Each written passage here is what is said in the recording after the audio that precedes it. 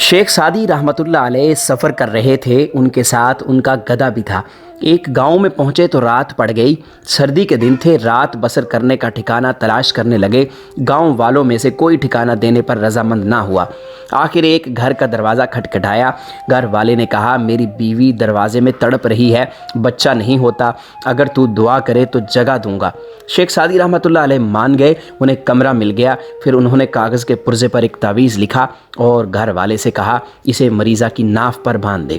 تعویذ باندھتے ہی بچہ ہو گیا۔ اگلی صبح شیخ سعدی رحمۃ اللہ علیہ چلے گئے، لیکن گاؤں والوں نے تعویذ سنبھال کر رکھ لیا۔ گاؤں میں جب کسی کو زچگی کی تکلیف ہوتی تو وہ تعویذ لے کر باندھ دیتے، تکلیف رفع ہو جاتی۔ گاؤں کے مولوی کو اس بات پر بڑا غصہ آیا۔ اس نے سوچا کہ اگر تعویذ پر لکھی ہوئی آیت کا پتہ چل جائے تو اسے بڑا فائدہ ہوگا۔ مولوی نے جھوٹ موٹ کا بہانہ تراشا اور تعویذ مانگ کر لے گیا۔ اسے کھولا تو لکھا تھا، یا اللہ، میں اور میرا گدھا اب آرام سے ہیں، ٹھکانہ مل گیا ہے، باقی تو جانے اور تیرا کام جانے۔